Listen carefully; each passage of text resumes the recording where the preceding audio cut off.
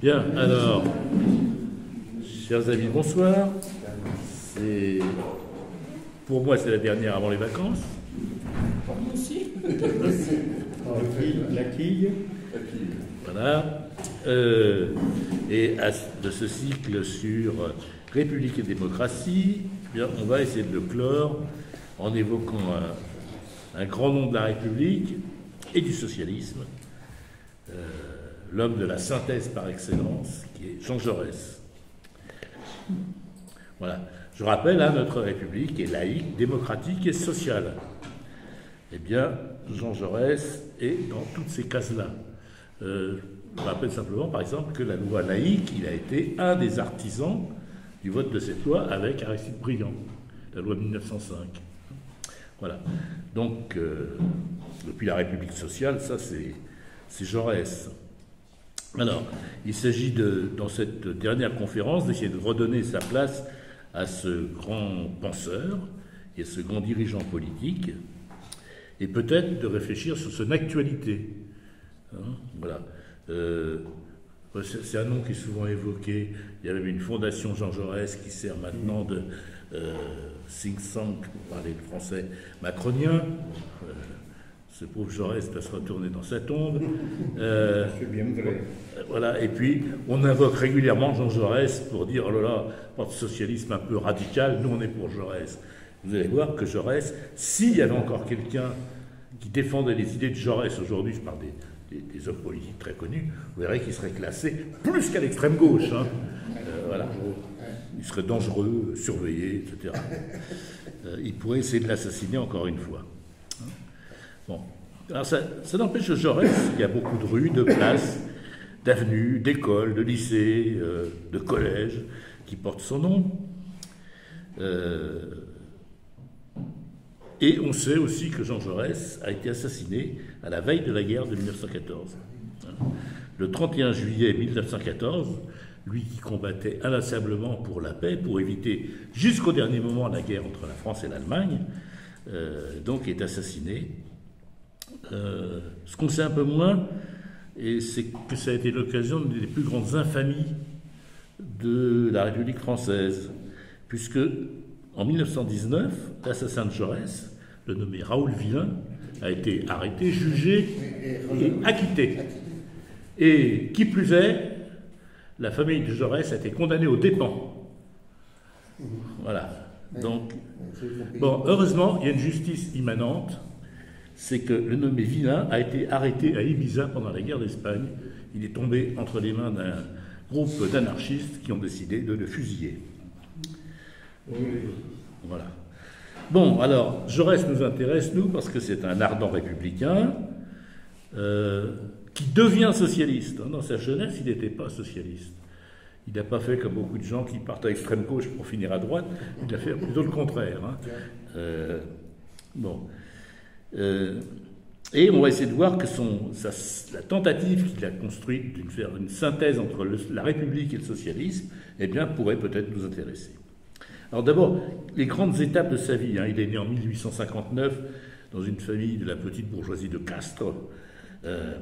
C'est un brillant élève qui rentre à Normal Sup. Il est reçu premier à l'entrée à Normal Sup en 1878. Il passe l'agrégation de philo en 1881. Il est reçu troisième. Le premier, c'est Paul Lesbazeille, qui est au fond un illustre inconnu de nos jours. Par contre, le deuxième, c'est Henri Bergson. Bon, voilà, donc il était quand même en bonne compagnie. Alors ensuite, comme il est agrégé, il va enseigner au lycée d'Albi, puis il va être chargé de cours à la faculté de Toulouse, et puis très vite, il va faire de la politique. Et en 1885, il est élu député républicain, mais il siège avec ceux qu'on appelait les opportunistes, c'est-à-dire Jules Ferry, etc., etc., c'est-à-dire les républicains modérés. Non. Il est cependant pas très content des gens qui siègent. Il est souvent à leur reprocher beaucoup de choses. Il reste un politicien de ce parti-là, mais il commence à s'intéresser à d'autres choses comme la condition ouvrière. Ce qui n'empêche pas, dans un premier temps, de condamner les troubles, les violences, notamment pendant la grève des mineurs de Decazeville, où les grévistes avaient eu la mauvaise idée de défenestrer un ingénieur. Voilà. Les choses se passaient souvent durement à l'époque. On a un peu oublié ça. On parle des fois de la violence et tout. Mais la violence des capitalistes, en face, il y avait la violence des ouvriers, qui ne se laissaient pas toujours faire. Et notamment dans les mines, les ingénieurs avaient souvent des problèmes avec les ouvriers. Bon.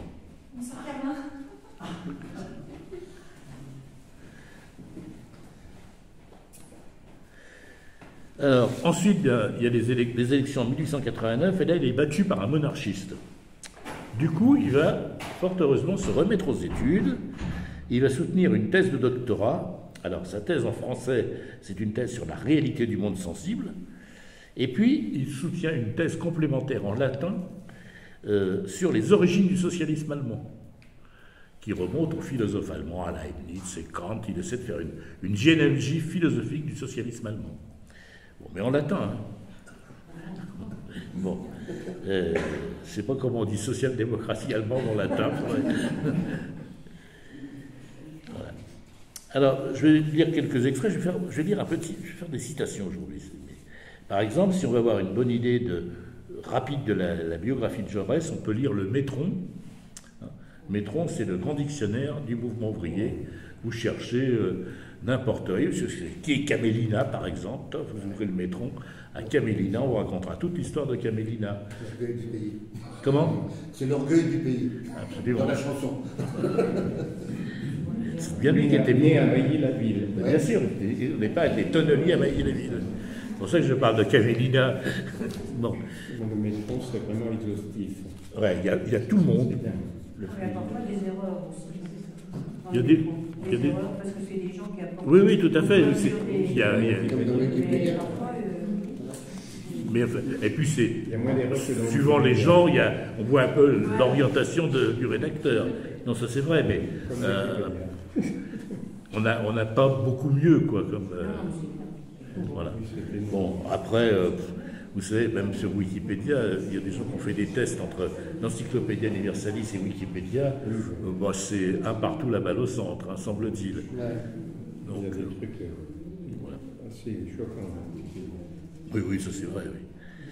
Bon, alors Métron, il dit ceci, il dit de 1885 à 92, Jaurès vient lentement au socialisme. Hein. Il ne parvient pas à s'adapter aux formes que prend la réussite sociale dans la société bourgeoise. Il supporte mal le rôle qui joue l'argent corrupteur des consciences et de la presse. Mitterrand l'a copié sur ce sujet. Vous vous souvenez de la phrase « l'argent qui corrompt », etc. Il s'étonne de la pauvreté de pensée des classes dirigeantes et de Jules Ferry lui-même. Et il est déçu par l'inefficacité d'une chambre où nulle réforme ne peut aboutir. Le grand parti républicain n'est-il qu'un mythe?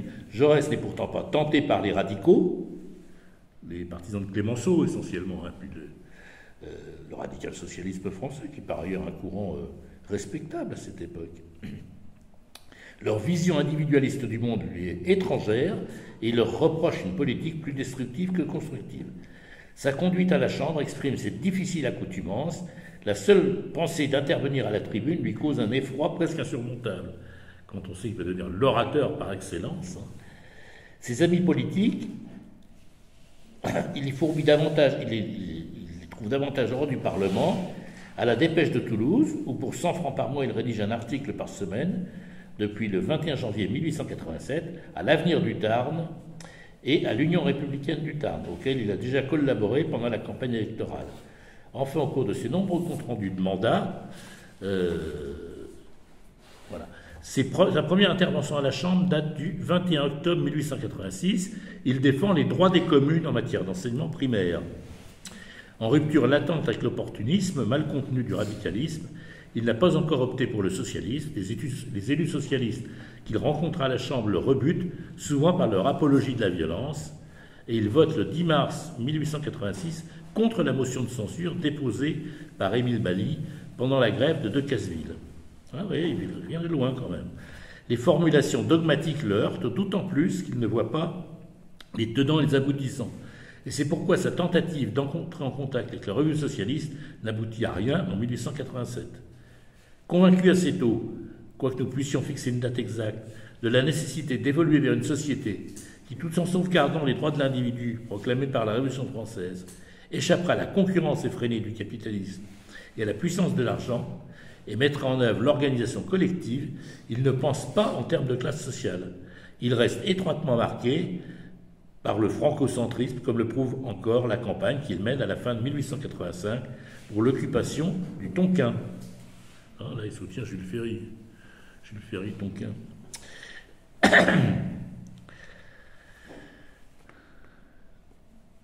Ainsi que ses réactions dans l'affaire Schneebele en 1887. La France, pense-t-il, est porteuse à travers le monde de la plus haute civilisation.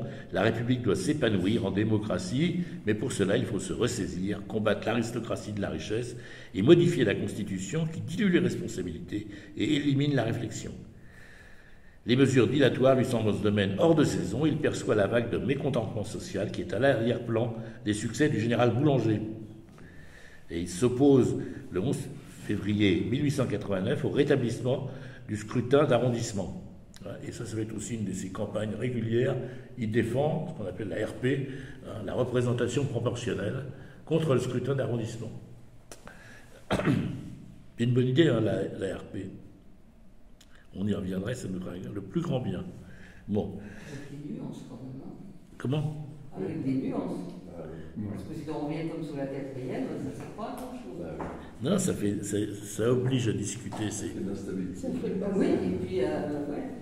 Ça oblige à discuter la représentation. Là, on a Là, on a déjà 35 candidats pour une régionale, avec 37. C'est pas grave, ça, c'est la diversité des idées. Ça donne une bonne photographie de l'électorat, mais ça permet pas de dégager une... Ça oblige à négocier. gouvernement. Mais ça oblige à négocier. Ça veut dire qu'on ne fait pas passer n'importe quoi. C'est pas simple pour agir. Ouais, Oui, c'est vrai. mais C'est une bonne photo. la démocratie, c'est comme ça. Hein. Si on veut l'efficacité, on élit un seul homme, on lui donne tous les pouvoirs. C'est la dictature. C'est pas dit que ça soit efficace. Mais c'est pas vraiment efficace. Voilà. Mais la démocratie, elle suppose que toutes les tendances politiques, alors évidemment, peuvent être une limite. On peut dire le gars qui représente que lui-même, il n'a pas besoin d'être au Parlement, mais toutes les tendances politiques doivent pouvoir s'exprimer. Et il n'y a pas d'autre moyen d'éduquer le citoyen que d'ouvrir la participation au débat politique. S'il y a des partis, des listes à fabriquer, etc., ben, tous les citoyens peuvent s'engager dedans. Nous, on a un système qui a éliminé les citoyens au nom de l'efficacité, avec cet épouvantable scrutin d'arrondissement à 2 tours, plus combiné avec l'élection du président de la République au suffrage universel, vous avez régulièrement, vous êtes dans la situation actuelle, où des gens qui représentent moins de 25% du corps électoral gouvernent sans contre-pouvoir, pensent tout ce qu'ils veulent passer. Ah, ils sont efficaces, hein. Ils sont efficaces, il n'y a pas de problème. Mais voilà, je crois que ça, c'est une question importante. Vous voyez que Jaurès, quand je disais, est-ce que c'est actuel, Jaurès, je crois que oui. Bon, enfin ça, c'est à discuter. Hein. Ah oui. Parce qu'on arrive dans des calculs, et qu'est-ce qu'il y a le plus fort reste, qu'est-ce qu'il va récupérer, machin truc. Alors là, les pauvres citoyens, ils se... Oui, mais ils sont plus représentés à ce niveau-là. Il faut des calculs, il faut des choses comme ça. Oui, mais on sait à peu près quand même ce que ça donne. Dans l'idée, c'est bien, mais dans le pratique, c'est tout à fait autre chose. Faut panacher. Il faut panacher. Les restes à la proportionnelle. Voilà. Ça, c'est différent. Vous savez que s'il n'y avait pas la proportionnelle, l'Italie serait entièrement sous la coupe de Madame Meloni. Mais c'est la pluralité du Parlement italien qui fait que personne n'a de majorité. Et c'est pas mal, hein. Si Israël a mal tourné depuis ses origines, c'est à cause de la perte proportionnelle intégrale qui a permis au courant religieux de se glisser dans le truc. Je crois pas que ce soit la cause. Enfin, c'est une des causes majeures. Ça y est, je pense savoir. Bon, voilà. Voilà, alors, donc, il va s'opposer au boulangisme, hein, et quand la République lui paraît attaquée, il dit qu'il faut la défendre, il n'y a pas de discussion. à la différence d'un certain nombre de socialistes qui avaient soutenu le général Boulanger. Et notamment, quand il y a eu les... Enfin, est-ce qu'il y a eu vraiment une tentative de coup d'État de Boulanger? C'est une autre affaire. Boulanger était sans doute pas, n'avait pas la carrure d'un apprenti dictateur. Hein. D'ailleurs, un apprenti dictateur qui finit par se suicider sur la tombe de sa maîtresse, c'est la fout mal quand même, comme un apprenti dictateur. Donc, mais bon, le boulangisme, c'était un mélange d'appel au peuple et de recours à l'homme fort. Hein. C'était ce que Marx aurait appelé du bonapartisme. Et à l'époque, un certain nombre de socialistes, et notamment ceux qui étaient rescapés de la Commune de Paris, et qui avaient vu tous ces républicains et démocrates bourgeois assassiner les communards, qui ont soutenu Boulanger, dans l'espoir que Boulanger foute un grand coup de pied au cul à tout cela. Et ça, ça a joué un certain rôle dans l'évolution de la situation politique française, cette histoire du boulangisme. En tous les cas, Jaurès, lui, s'oppose au boulangisme et va soutenir un candidat commun aux socialistes possibilistes et aux républicains bourgeois. Alors les socialistes possibilistes, c'est ces socialistes très modérés qui pensaient justement qu'il ne faut faire que ce qui est possible, par opposition à d'autres dont on va parler un instant. Alors donc, je termine ici ma citation de Métron. Le moment important, donc, c'est cette conversion qui va se faire progressivement au socialisme.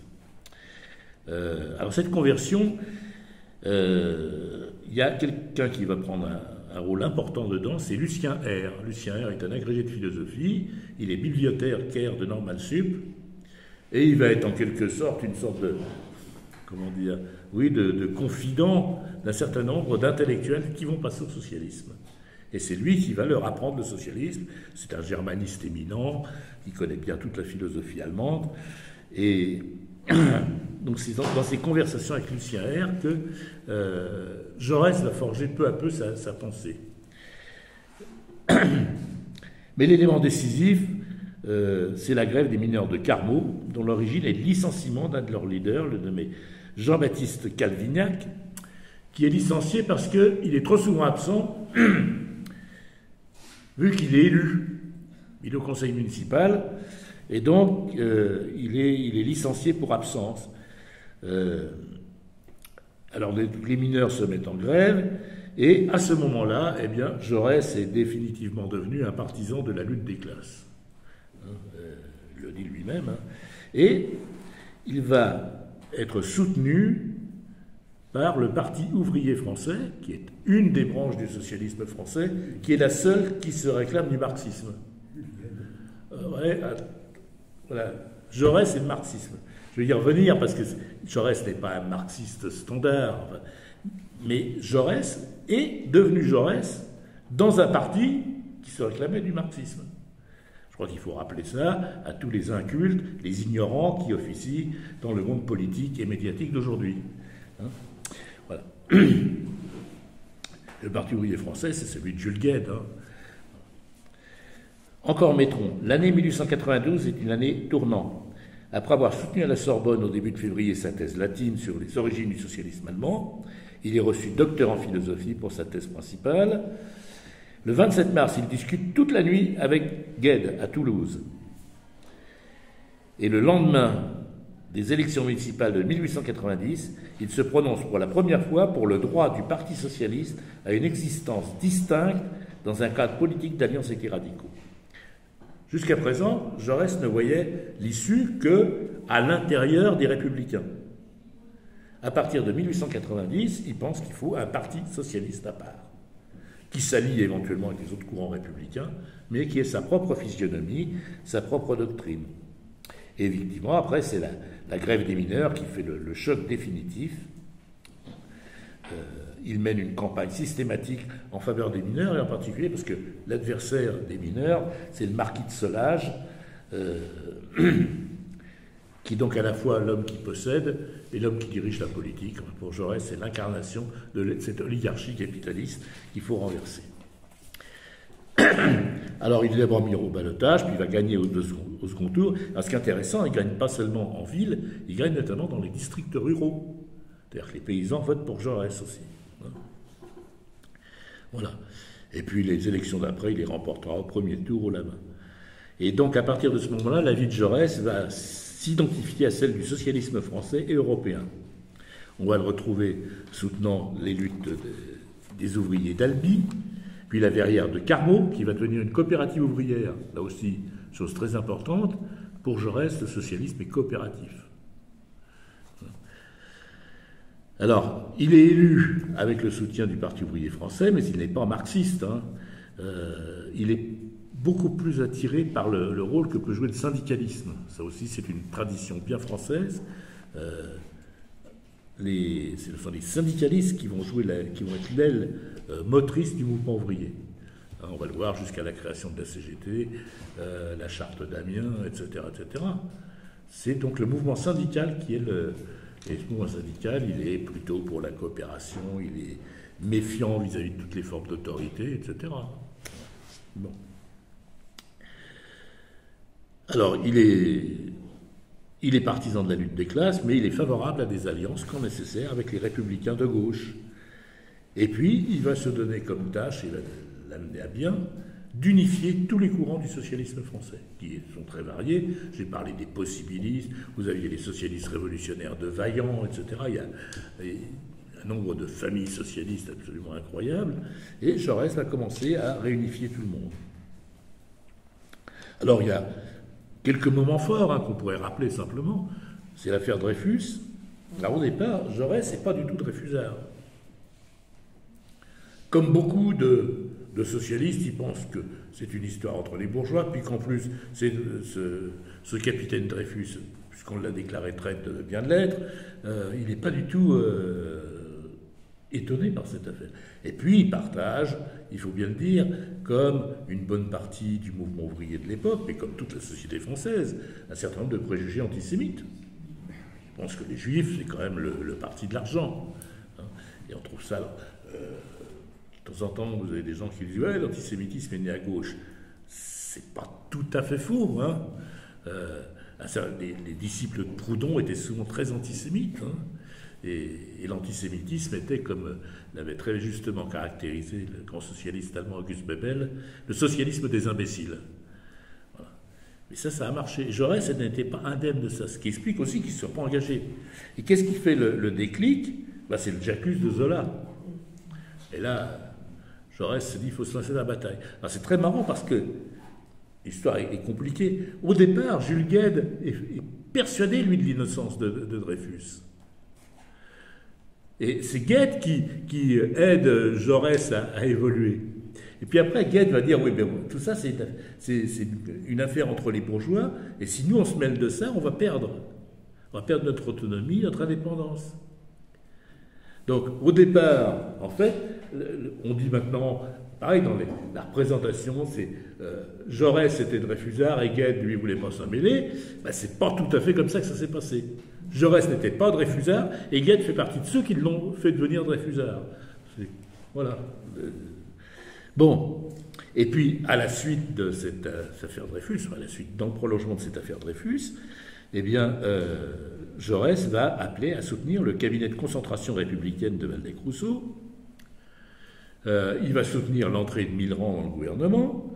Il la soutient, il la défend mordicus, alors que beaucoup de socialistes disent que c'est une trahison, qu'il ne faut surtout pas aller dans ce genre de gouvernement bourgeois, etc. Jaurès dit non, il dit s'il faut défendre la République, il faut aller mouiller notre chemise aussi. Donc il faut qu'on soit dans le gouvernement. Il dit ça ne nous empêche pas que nous on ira plus loin après, mais il dit il faut être dans le gouvernement. Donc il y a toute une discussion sur le ministérialisme. C'est une discussion d'ailleurs qui n'est pas seulement française, elle va rejaillir à l'international, puisque dans le Parti socialiste allemand, dans la SPD, on se pose cette question. Qu'est-ce qu'on fait si la possibilité... Évidemment, les Allemands, ils n'avaient pas cette possibilité, parce que le régime autoritaire de l'Allemagne n'offrait pas la possibilité d'une entrée des socialistes dans un cabinet. Là, ils l'auront en 14. Mais là, non. Mais ils en discutent fermement, et il y a une bataille en Allemagne entre ceux qui sont pour participer à des gouvernements bourgeois progressistes et puis ceux qui sont résolument contre. Bon. Alors on peut dire que cette période qui fait l'articulation entre la fin du 19e, début du 20e, en fait, c'est la période de naissance de la gauche. Hein? La gauche, avant, c'était quoi? C'était ceux qui étaient contre le veto royal, et la droite, ceux qui étaient pour. Et jusqu'en 1900, jamais les socialistes, de quelque tendance qu'ils soient d'ailleurs, hein, ou les syndicalistes, ne pensaient qu'ils étaient plus à gauche qu'à droite. Gauche-droite, pour eux, c'était une bataille au sein des classes dominantes qui ne les concernait pas. Et ce que fait Jaurès, au fond, dans ce tournant du siècle, c'est de commencer à agglomérer ce qui va être la gauche, c'est-à-dire cette union entre les socialistes de toute tendance et puis la partie alors, éclairée, républicaine, on l'appelle comme on veut, de la classe dominante. On va trouver ça dans le cartel des gauches, on trouvera ça dans le Front populaire, et puis on trouvera ça en 1945. Voilà. Et l'idée que nous avons de la gauche, c'est ça. Mais ça n'a pas toujours été ça, la gauche. Il faut se souvenir que, par exemple, ça va être une des raisons de l'hostilité de certains socialistes à ce cabinet de concentration républicaine, c'est que vous trouvez qui dans ce cabinet? Eh bien, vous trouvez Gallifet. Gallifet, c'est qui? C'est un général de gauche, fusilleur de la Commune de Paris. Hein? Voilà. Puis la gauche Jules Ferry, ça n'allait pas tellement. Hein. Voilà. Il y avait donc cette idée de gauche, elle s'est imposée. Au fond, c'était la défense républicaine de la gauche. C'est tout. Et c'est pas un truc éternel. Voilà. Je vais vous en dire. Bon. Alors, c'est aussi Jaurès qui va lancer le journal de l'unification socialiste, qui est l'Humanité, journal qui se survit un peu péniblement, semble-t-il, aujourd'hui, mais qui a été le grand journal de Jaurès, hein, qui a été... alors qui est passé au Parti communiste ensuite pour les raisons que vous connaissez, puisque c'est la tendance communiste qui l'a emporté au congrès de Tours. Mais pendant très longtemps, je ne sais pas si c'est encore marqué sur l'Huma, journal fondé par Georges Jaurès. Bon. Et c'est aussi la création de l'unification socialiste avec la section française de l'Internationale ouvrière, la SFIO, qui donc adhère à l'Internationale ouvrière, à la deuxième internationale. Et Jaurès va participer activement aux discussions, aux travaux, au congrès de cette internationale. Donc il connaît très bien les Allemands, il connaît très bien les Belges comme Van der Velde, il connaît très bien les Hollandais avec qui il a de nombreux échanges. Et juste avant la guerre de 14, il va rencontrer, je ne sais plus où, Legien, donc le chef des syndicats sociaux-démocrates allemands, et puis le secrétaire du Parti socialiste belge, et puis celui du Parti socialiste néerlandais. Et à quatre, ils se demandent ce qu'ils vont réussir à faire, est-ce qu'ils vont pouvoir empêcher cette guerre. Donc jusqu'au bout, il a joué un rôle international. Bon, voilà. Bon, cette action contre la guerre va d'ailleurs valoir d'être assassiné par un fanatique nationaliste, dit-on. Bon, il semble qu'il n'y ait pas eu de complot. Hein. Je crois que Villain a dû agir de son propre chef. Bon, après, peut-être qu'on en saura plus un jour, mais ça, c'est peu probable. Il avait une personnalité un peu... Oui, il était un peu... Ouais. Comment on dit aujourd'hui, il n'avait pas l'électricité à tous les étages, ce Villain. Voilà. Bon. Il s'était privé, il s'était nourri de croissants et de lait pour porter 1000 francs à son idole politique qui était Marc Sangnier, le type de la démocratie chrétienne. Carence alimentaire. Il était un peu déséquilibré. Ouais. Donc voilà, ils ont tué Jaurès, et c'est symboliquement, hein, c'est cet assassinat qui est le déclenchement réel de la Première Guerre mondiale, la première grande catastrophe, hein, quand même. On a oublié un peu parce que le temps passe et parce que les derniers poilus ont disparu, mais ça a été la grande horreur. Il y en a encore des traces, il suffit de promener dans tous nos villages, on voit ce qu'est la guerre de 14. Bon, voilà. Mais quand il a été assassiné, il était vu comme un danger? Ah ben oui, les partisans de la guerre, les ultras, considéraient que ce Jaurès devait être assassiné, oui. Ah oui, il devait disparaître, quoi, d'une manière ou d'une autre. Et à l'époque, dans les journaux, on n'hésitait pas, dans l'appel au meurtre, les fusillez-le et tout ça. Ah oui. Oui. Ah, l'action française n'hésitait devant rien. Ils ont refait ça avec Blum, fusiller Blum, c'était le mot d'ordre de Maurras. Bon. Alors, après ce rapide parcours, je vais essayer de donner les sources de la pensée de Jaurès. Je n'ai pas l'idée de l'heure qu'il est, donc je suis perdu. On peut le dire. 19h32. Ah oui, donc je me concentre un peu. Alors, oui. Dans les sources de la pensée de Jaurès, j'en cité une première, parce que comme j'en ai déjà parlé, c'est Jean-Jacques Rousseau. En préparant cet exposé, je suis tombé sur un exposé que fait Jaurès sur la pensée politique et sociale de Jean-Jacques Rousseau. C'est intéressant parce que, d'abord, Jaurès est un analyste subtil et montre qu'une bonne partie des critiques qui ont été faites contre Rousseau sont nulles et non avenues. On n'avait qu'à le lire. Et il ne reproche pas du tout à Rousseau d'être un utopiste. Il lui reproche au contraire de ne pas avoir assez confiance dans ses propres idées. Voilà ce qu'il dit, par exemple. Il dit, chose étrange, cet homme qui a agi si puissamment sur la Révolution ne croyait pas au succès possible de cette Révolution. Ça, c'est vrai. Et, je continue, Jaurès cite à ce moment-là un passage de Rousseau dans la dédicace aux honorables gouverneurs de Genève qui fait l'entrée du discours sur les origines et les fondements d'inégalité. Voici ce que dit Rousseau. Dit, les peuples, une fois accoutumés à des maîtres, ne sont plus en état de s'en passer. S'ils tentent de secouer le joug, ils s'éloignent, d'autant plus de la liberté que, prenant pour elle une licence effrénée qui lui est opposée, leur révolution les livre presque toujours à des séductions qui ne font qu'aggraver leur chaîne. Et Jaurès commente cette phrase, Bonaparte, messieurs, est au bout de ses lignes. Voilà. Quand on est trop habitué aux chaînes, on ne sait plus quoi faire quand les chaînes sont tombées. La liberté, c'est un long exercice. On ne peut pas être libre comme ça. Et c'est pour ça que l'éducation politique des citoyens, c'est une tâche fondamentale et elle ne peut se faire que par le débat le plus libre, elle ne peut se faire que par l'instruction publique, etc., etc. Et chez Rousseau, tout ça d'ailleurs est bien combiné, parce que Rousseau, c'est le constat que nos sociétés sont mauvaises, inégalitaires et que rien ne justifie ces inégalités. Chapitre 2, c'est comment on peut construire une société, donc c'est le contrat social, fondé sur l'égalité et la réciprocité. Et puis on oublie que la troisième partie, c'est Émile, ou de l'éducation, comment on forme un vrai citoyen. Les trois vont ensemble chez Rousseau.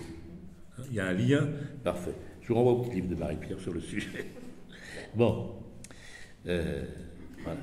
Alors, ce que Jaurès reproche à Rousseau, c'est son pessimisme. Il dit, si Rousseau s'est trompé, c'est pour n'avoir pas eu assez confiance. On traite volonté cet homme de chimérique. Toutes ses erreurs sont de n'avoir pas assez cru à sa chimère. Dans ce manque de foi est la clé de ces paradoxes apparents sur les progrès funestes de la civilisation. S'il avait cru possible de rectifier la société actuelle dans le sens de l'égalité et du bonheur, il aurait beaucoup moins célébré la condition primitive de l'homme. Je trouve ça extrêmement subtil, cette manière d'aborder Rousseau. Et alors, quelle est l'idée la plus importante de Rousseau? Un homme, ça c'est Jaurès qui résume, il dit, un homme n'a pas le droit d'aliéner sa propre liberté. Et à plus forte raison, celle de ses descendants. L'exercice de la souveraineté est indivisible. On ne peut pas opposer à la légitimité du souverain celle d'un autre pouvoir. Il n'y a pas de compromission possible entre le pouvoir légitime et un autre, pas de collaboration entre l'arbitraire et le droit. Ça, c'est ce que Jaurès retient de Rousseau, et il me semble que c'est effectivement l'essentiel de Rousseau. Personne ne peut aliéner sa liberté. Voilà. Et je continue encore mes résumés de Rousseau par Jaurès. Il faut être démocrate comme Rousseau l'était, pour dénoncer hautement le parlementarisme anglais du XVIIIe siècle. Ce jeu d'oligarchie rivale qui donne au peuple seulement la comédie de la souveraineté. Ça nous rappelle quelque chose, ça. Bon. Toute ressemblance, du hasard, etc. J'ajoute que l'école des constitutionnels anglais a été une grande déviation pour notre pays. Rousseau se rendait compte que la pratique de la souveraineté populaire, comme il l'entendait, avec la ratification constante des lois, était difficile. Il admettait qu'elle n'était pleinement praticable que dans un État très petit et où les citoyens pouvaient disposer d'une grande somme de loisirs. Telles étaient les républiques antiques. Tout ce que le peuple avait à faire, il le faisait par lui-même. Il était sans cesse assemblé sur la place. Il habitait un climat doux. Il n'était pas avide. Des esclaves faisaient ses travaux. Sa grande affaire était sa liberté. Voilà le problème que nous a laissé Rousseau. Voilà. Pour s'occuper de la politique, il faut avoir du temps pour ça. Il faut avoir le désir de le faire. Il faut aussi avoir du temps, il faut avoir du loisir, au bon sens du terme. Hein. Le loisir, ça s'appelait en grec la scolée, ce qui donne école. Donc il fallait avoir du loisir. Bon. Donc, Jaurès dit, Rousseau, pour nous, c'est un inspirateur. Il ne nous donne pas des solutions, mais il doit nous inspirer. Bon, alors, dans les sources de la pensée de Jaurès, j'ai cité maintenant Marx et Engels, hein, il y a un rapport de Jaurès qui est critique à l'égard de Marx et Engels. Et en particulier, il y a des divergences philosophiques avec Marx. Dans sa thèse sur la réalité du monde sensible, Jaurès considère que la métaphysique reste un domaine important, et alors que Marx, pour lui, a rompu avec la métaphysique. Alors il y a beaucoup de malentendus quand on lit ce qu'il écrit sur Marx, en particulier parce qu'il y a un problème avec Marx, c'est qu'une bonne partie de ses textes les plus importants ont été publiés de façon posthume et beaucoup plus tard. Des textes fondamentaux de Marx sont publiés en 1932, 33, 34. À une époque où on avait déjà constitué cette doctrine qui s'appelle le marxisme. Et donc, Jaurès critique plus le marxisme qu'il a en face de lui, celui qu'ont fabriqué les sociodémocrates allemands, notamment, que Marx lui-même, enfin pour moi. En tous les cas, il est d'accord avec Marx et Engels sur un point, c'est sur la lutte de classe. Pour lui, la société est marquée par la lutte de classe. Et dans cette lutte de classe, il y a une place fondamentale qui appartient à la classe ouvrière. Simplement, il se distingue de Marx et Engels, notamment sur ce qu'on a appelé par la suite la théorie de la révolution permanente. En gros, l'idée qu'on trouve dans le manifeste communiste et dans quelques textes de Marx, c'est que la classe ouvrière va faire la révolution à partir d'une révolution au sein des bourgeois, comme ça s'est fait en 1848. Au fond, c'est une partie de la bourgeoisie qui renverse l'autre, et puis la classe ouvrière s'engouffre derrière. On a vu ça encore il n'y a pas très longtemps en Europe, c'est au Portugal. Hein, il y a un grand mouvement révolutionnaire qui se développe au Portugal, parce qu'une partie de la classe dominante, le général Spinola, quand même, le commandant-chef de l'armée des colonies, le corps des officiers décide de renverser le gouvernement de Caetano.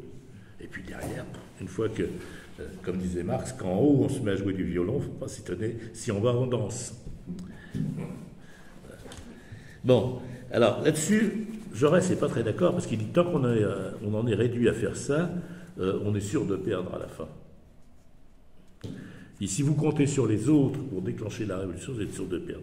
Donc, lui pense qu'il faut ce qu'il appelle une évolution révolutionnaire, qu'il attribue ensuite à Marx, d'ailleurs. Voilà. Et puis, il va se rapprocher des idées surtout de Engels, dans les années 1890, parce que Engels lui-même a commencé à défendre l'idée que si on avait une république démocratique, parlementaire, eh bien, ça serait le moyen rêvé, en quelque sorte, d'arriver au socialisme. Puisque le suffrage universel donnerait le pouvoir à la majorité étant constituée des travailleurs, eh bien, ils auraient de fait le pouvoir à eux. Et Engels s'en prend violemment aux socialistes allemands dans sa critique du programme d'Erfurt, parce que justement, il ne pose pas la question du gouvernement. Il dit comment vous allez faire le socialisme avec le gouvernement du Kaiser? Ah non, il faut une république démocratique. C'est aussi une thèse qu'il avait avancée Engels avec Marx, quand il y a eu le programme de Clémenceau, de 1882, où Clémenceau demandait une république assez radicale, et où Marx et Engels disent la république à la Clémenceau, c'est le premier pas vers le socialisme. Et Jaurès est plutôt d'accord avec ça.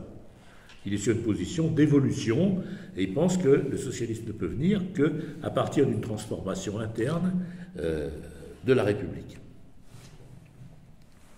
Voilà. Je vais résumer les critiques qu'il leur fait en disant « Marx et Engels, dans le manifeste communiste, ont marqué magnifiquement le respect de la vie, qui est l'essence même du communisme. Dans la société bourgeoise, le travail vivant n'est qu'un moyen d'augmenter le travail accumulé dans le capital. Dans la société communiste, le travail accumulé ne sera qu'un moyen d'élargir, d'enrichir, de stimuler la vie des travailleurs. Dans la société bourgeoise, le passé règne sur le présent. Dans la société communiste, le présent régnera sur le passé. » Bon. Vous voyez, sur le fond, il est d'accord avec eux. Sur le fond. Sur la tactique, sur l'appréciation des événements, pas forcément, mais sur le fond, il est d'accord. D'ailleurs, je vous demanderai de noter aussi que ça ne le gêne pas de se dire communiste. Jaurès. Hein, vous rappellerez ça au premier socialiste que vous verrez. Quand je vois qu'ils sont dirigés par Glucksmann, ça...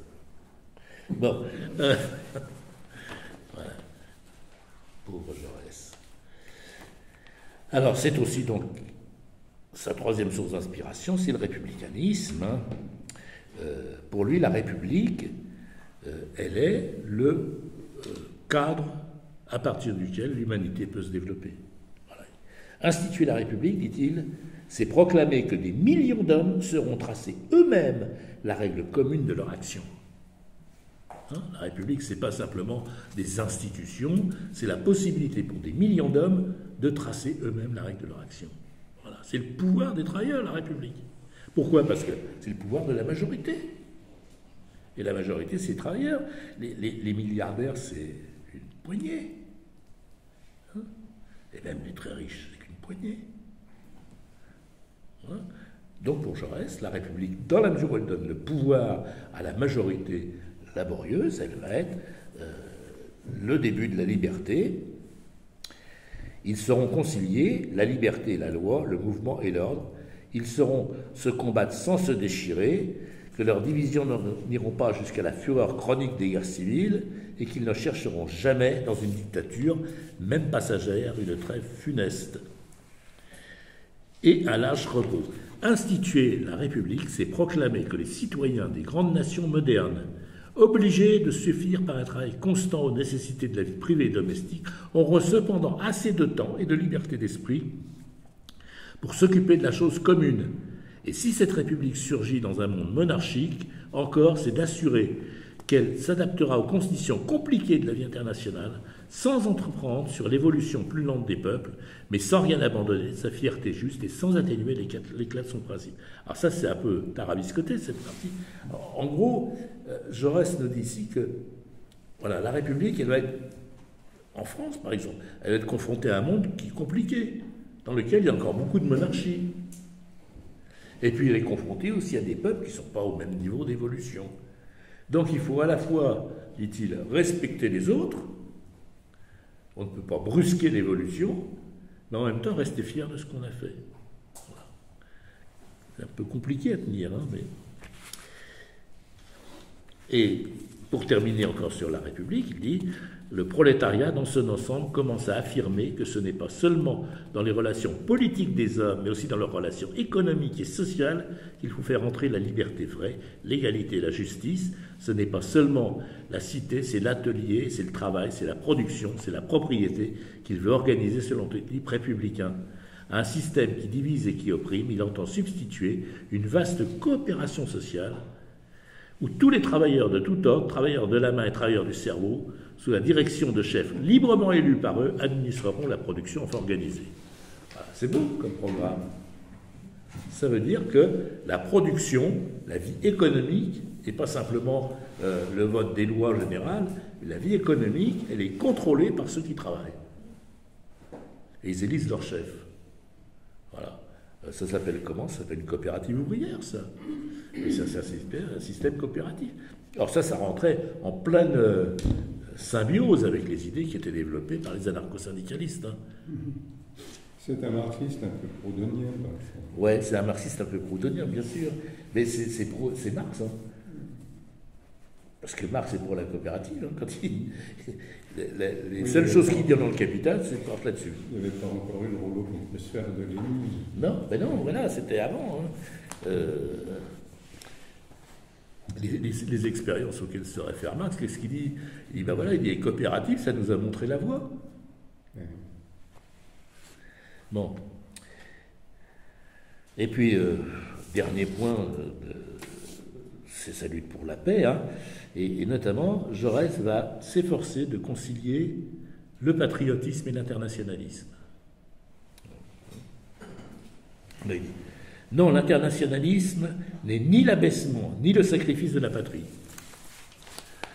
Les patries, lorsqu'elles sont constituées, ont été une première et nécessaire étape vers l'unité humaine à laquelle nous tendons, et dont l'internationalisme, engendré par toute la civilisation moderne, représente une nouvelle étape aussi inéluctable.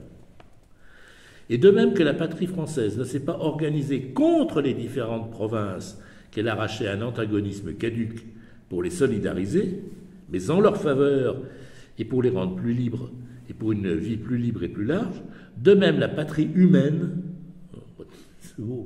que réclame l'état social de la production, de l'échange et de la science, ne s'opère pas, ne peut pas s'opérer aux dépens des nations alors présentes, mais à leur bénéfice et pour leur développement supérieur. On ne cesse pas d'être patriote en entrant dans la voie internationale qui s'impose au complet épanouissement de l'humanité, pas plus qu'on ne cessait à la fin du siècle dernier d'être provençal, bourguignon, flamand ou breton en devenant français.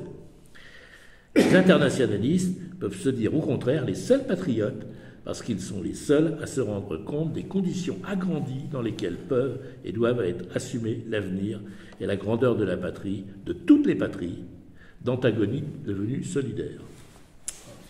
Bon. Voilà, je terminerai par résumer, sur sa morale. Non, au fond, pour être un homme politique, il vous dit, il résume ça, il dit le courage, il faut du courage. Voilà. Il dit le courage, c'est de chercher la vérité et de la dire. C'est de ne pas subir la loi du mensonge triomphant qui passe et de ne pas faire écho de notre âme, de notre bouche et de nos mains aux applaudissements imbéciles et aux huées fanatiques. Voilà. Le courage, c'est de résister à ça. Vous pouvez découper cette citation, je l'ai envoyée à la plupart de nos hommes politiques, on leur rappelait ce que c'est. Voilà. Bon, alors, qu'est-ce qu'on peut retenir de Jaurès? C'est un homme de synthèse. Il essaie de faire la synthèse entre la République et le socialisme, entre le marxisme et le réformisme, pour lui, ça va ensemble, et entre l'internationalisme et le patriotisme. Voilà. Et je crois que c'est ça le plus important dans la pensée de Jaurès, c'est d'essayer de synthétiser ce qu'il y a de meilleur dans notre tradition. Alors, qu'est-ce qu'aurait fait Jaurès en 14? Ça, nul ne peut le dire. Je ne suis pas sûr que Jaurès, une fois les premiers coups de canon tirés, ne serait pas rallié au gouvernement. Ça, j'en suis pas sûr. Son patriotisme l'aurait peut-être poussé, et même on a quelques raisons de croire, l'aurait peut-être poussé à dire, bah oui, j'ai pas le choix. Aujourd'hui, il ne faut pas laisser tomber la France. Bon, ça, je ne sais pas. Il n'aurait peut-être pas été avec Romain Rolland au-dessus de la mêlée. Ça semble peu probable. Mais il aurait peut-être fait aussi, comme ont fait un certain nombre de socialistes allemands, qui ont voté des crédits de guerre, hein, comme Liebknecht par exemple, et qui ensuite vont rejoindre le premier embryon d'une nouvelle internationale avec les assemblées de Zimmerwald et Kiental. Bon, ça, peu importe, je ne sais pas. Si j'essaie de cerner la personnalité de Jaurès, j'ai trouvé pour ça 2 textes de Trotsky. On a la formation qu'on peut, hein. Voilà. Mais c'est Ces deux textes intéressants. Un premier texte qui date de 1909, je vais vous les lire. À propos de Jaurès et de son action, il dit « En cela se trouve la force, mais aussi la faiblesse fatale de Jaurès. Sa politique manque de proportion. Bien souvent, il ne voit que les arbres et non la forêt. » Ça, c'est pas faux. Cette façon de vouloir toujours faire des grandes synthèses oublie que des fois, les synthèses, ça ne marche pas. Et qu'il y a des cailloux dans les chaussures qui nous empêchent d'avancer comme on voudrait. Mais bon, il y a dans les affaires humaines, dit le Brutus de Shakespeare, une marée montante. Qu'on la saisisse au passage, elle mène à la fortune. Qu'on la manque, tout le voyage de la vie s'épuise dans les bas-fonds et dans la détresse. De par sa nature et l'envergure de son caractère, Jaurès était né pour l'époque du grand flot. Mais il était destiné à développer son talent dans une période de profonde réaction européenne. Ce n'est pas sa faute, mais son malheur. Ce malheur a engendré à son tour sa faute. Parmi tous ses talents, Jaurès n'en possède pas un, la capacité d'attendre. Non pas d'attendre passivement sur la mer du temps, mais réunir les forces et préparer les cordages avec la certitude de la prévision d'une future tempête. Il veut immédiatement échanger la pièce sonnante du succès pratique aux grandes traditions et aux grandes occasions. De là, il tomba souvent dans les contradictions insolubles, dans les bas-fonds, ça c'est le ministérialisme, et les désastres de la Troisième République. Seul un aveugle compterait Jaurès parmi les doctrinaires du compromis politique. Il a seulement apporté son talent, sa passion et sa capacité d'aller jusqu'au bout, mais il n'en a pas fait un catéchisme. Mais à l'occasion, Jaurès sera alors le premier à déployer la grand voile et à naviguer des rivages sablonneux à la haute mer. Voilà, c'est un point de vue un peu critique, mais qui reconnaît quand même la valeur de l'homme. Et puis, ça c'est un texte de 1909, où tout le monde est encore uni dans l'international. En 1917, Trotsky écrit ceci. « Il y a 3 ans, ce génie rare, présent de la nature à l'humanité, a péri avant d'avoir donné toute sa mesure. Peut-être la fin de Jaurès était-elle nécessaire à l'esthétique de ses physionomies. Les grands hommes savent disparaître à temps. Sentant la mort, Tolstoï prit un bâton, s'enfuit de la société qu'il reniait et s'en fut mourir en pèlerin dans un village obscur. Lafargue, épicurien doublé d'un stoïcien, vécut dans une atmosphère de paix et de méditation jusqu'à 70 ans, décida que c'en était assez et prit le poison. Jaurès, athlète de l'idée, tomba sur l'arène en combattant le plus terrible fléau de l'humanité du genre humain, la guerre. Il restera dans la mémoire de la postérité comme le précurseur, le prototype de l'homme supérieur qui doit naître des souffrances et des chutes, des espoirs et de la lutte.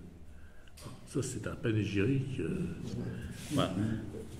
Là aussi, c'est pour d'autres gens que j'ai bien connus. Voilà, la manière dont Trotsky pensait Jaurès. Voilà, alors, sur quoi je vais terminer? Bien, voilà, est-ce qu'on peut tirer encore quelque chose de Jaurès? On peut d'abord lire ses livres, ses discours, mais on ne peut pas s'empêcher, en lisant ses discours, de se dire tout ça c'est trop beau. Parce qu'après, il faut se demander pourquoi ça n'a pas marché. Parce que si on écoute Jaurès, la synthèse, elle est là devant nous. Et c'est vrai qu'elle est là devant nous. Si on prenait la République au sérieux comme il nous le demande, eh bien, on serait obligé de faire une véritable révolution des rapports de production. Parce que comment voulez-vous qu'il y ait une République si vous avez le droit de voter une fois tous les 5 ans et puis que le reste du temps, vous êtes soumis à la fois au commandement de la classe dirigeante, à l'idéologie de la classe dirigeante, aux journaux de la classe dirigeante? Comment est-ce possible? Voilà. Et cette question-là, Jaurès dit voilà ce qu'il faudrait faire, et puis après, il faudrait trouver les médiations, les articulations qui permettraient de rendre cette synthèse viable. Je crois que si on cherchait un prolongement à Jaurès, moi j'irais le chercher du côté de Gramsci. Parce que Gramsci essaie de penser la même chose. Et c'est de se dire comment on va faire. Comment on peut passer de la situation actuelle à ce qu'on voudrait. Alors Gramsci, lui, théorise une sorte de politique révolutionnaire, mais qui n'est pas loin de celle de Jaurès. C'est l'idée de transformer la société de l'intérieur. Il faut occuper, dit-il, les casemates du pouvoir. Gramsci est contre il dit on ne pourra pas répéter en Occident ce qui s'est fait en Russie. La Russie, c'est un coup de force qui a bien marché parce que c'est un pays arriéré. Mais en Occident, on a face à nous des sociétés complexes, solides, et leur transformation ne peut se faire qu'avec une certaine lenteur et en occupant progressivement les diverses positions à l'intérieur de notre société, c'est-à-dire en la changeant de l'intérieur, en la changeant sur le plan des idées, c'est-à-dire en occupant le territoire de la lutte culturelle, très importante chez Gramsci, et la conquête de ce qu'il appelle l'hégémonie. Et moi, il me semble que Gramsci, justement, pourrait être une réponse aux questions qu'a soulevées Jaurès. Voilà. Et bien, je vous remercie.